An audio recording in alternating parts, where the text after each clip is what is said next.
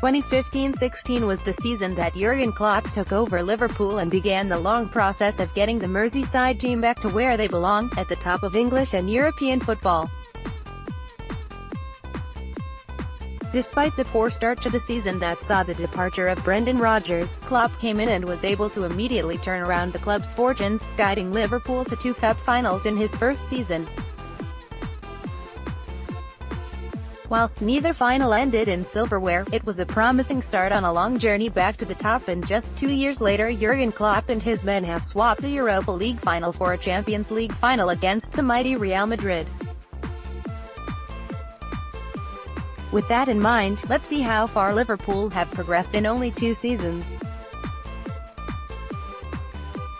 League table. The campaign that ended in a League Cup and Europa League final were a stark contrast to the form Liverpool had shown in the Premier League. In a season where Leicester shocked the world, Liverpool could only muster up a measly 8th-placed finish behind Southampton and West Ham. The Reds only managed to win 16 games, drawing 12 and losing 10. What is more unlike Liverpool is that they only scored 63 goals and conceded 50, which meant the team ended on a goal difference of just 13 and a total point haul of 60.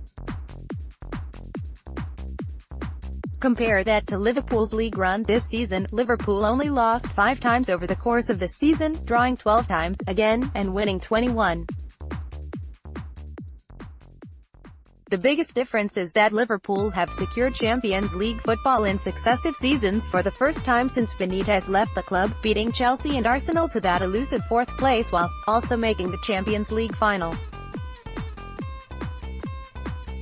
Whilst the domestic cup runs have been less impressive, I'm sure all Liverpool fans are happy to forgive the poor showing in this year's League and FA Cup due to the impressive European run. European football. Weirdly enough, despite the drop in quality from Champions League to Europa League, Liverpool had the type of route to the 2016 final that wouldn't have looked out of place in the Champions League. Augsburg presented an easy tie for the round of 32, but from them on Liverpool had to face Manchester United, Borussia Dortmund and Villarreal to get to Basel to face Sevilla, who are looking to win a 3rd straight Europa League. This season the 2 teams from the 2016 final would face off in the group stages of the Champions League. Liverpool came out on top of the group thanks to convincing wins against Maribor and Spartak Moscow, and were drawn against the Portuguese champions in the round of 16. A 5-0 thrashing away to Porto all but ended the tie, and Liverpool found themselves in a Champions League quarter-final against the champions of England, Manchester City. Despite the side's dominance in the league, Liverpool made light work of Pep Guardiola's side, and a 5-1 aggregate win set them up against Roma in the semi-final. It would be the Rome side that ran Liverpool the closest, despite ever really feeling like Roma could turn the tie around. A 7-6 aggregate score to Liverpool have them looking forward to a trip to Kiev.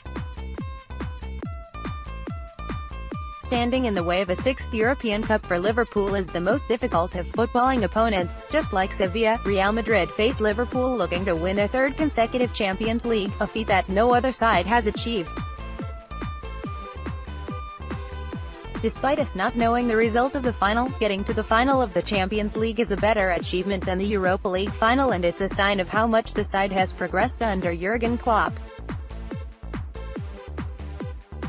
Starting size. At the time of the Europa League final, Jurgen Klopp had only had the January transfer window to make any signings for Liverpool. We all know of Klopp's distaste for January signings. To the squad he used was full of players he hadn't signed. Europa League final starting 11. Probable Champions League final starting 11. Only 4 of the starting 11 from Liverpool's probable Champions League final 11 were not signed by Jurgen Klopp. It took him a season and a half, but Loris Karius has well and truly taken over as the number 1 at Liverpool, and deservedly so, since he has come in permanently from January. The German goalkeeper has kept 11 clean sheets in 23 games, and combined with the arrival of Van Dijk, has helped solve Liverpool's defensive issues. Injuries to Nathaniel Clyne have seen the emergence of Trent Alexander-Arnold, having traded the right-back spot with Joe Gomez for the first half of the season. The young Scouser well and truly cemented his place in the starting 11 during the team's Champions League run. As mentioned, the arrival of Virgil van Dijk has gone a long way to helping solve Liverpool's defensive issues. Dejan Lovren is looking likely to start in both finals, but Van Dijk makes a more formidable and world-class defensive partner than the aging Kolo Touré. Looking further forward up the pitch, you can see the influence Jurgen Klopp has had on the team. A 4-2-3-1 has changed to a 4-3-3 with two technical wingers in Lallana and Coutinho replaced in the pacey goal-scoring wingers in Sadio Mane and Mohamed Salah. Firmino has been moved from the number 10 to become one of the most complete forwards in the Premier League, and one player has been moved back into the midfield to provide more numbers in the middle of the park. Gini Wijnaldum will be the only Klopp signing of that midfield three. The Dutch midfielder has had a topsy-turvy season, but things are definitely looking up as he scored his first away goal in Rome, a goal that eventually got Liverpool through to the Champions League final. The other two midfielders to start have been revitalized. Milner started in midfield in 2016 but wasn't brilliant, and for the 2016-17 season he was asked to fill in at left-back. With the signing of Andy Robertson, it seemed that Milner's career would start to wind down, but the big Rabina drinking bastard has got a whole new lease of life. The same can be said for captain Jordan Henderson. The captain has come under all sorts of stick since the departure of Gerrard, rightly so at times, but Henderson has truly come into his own during this Champions League campaign. Despite not being from Liverpool, he has a real connection to the fans and just gets what it means for everyone associated to Liverpool Football Club. The step up in competition that now stands in the way of Liverpool is testament to how far they have come in 2 short years. Real Madrid are far and away the best team in Europe in recent years, and if Liverpool can overcome them, they are well and truly deserving of a 6th European title. Article by Lewis Connor, Twitter, @Louis Connor. For more Redmond TV content including podcasts, subscriber exclusives, and 3 new shows every week, subscribe now and get your first month for free. bit.ly/RemTV. Join.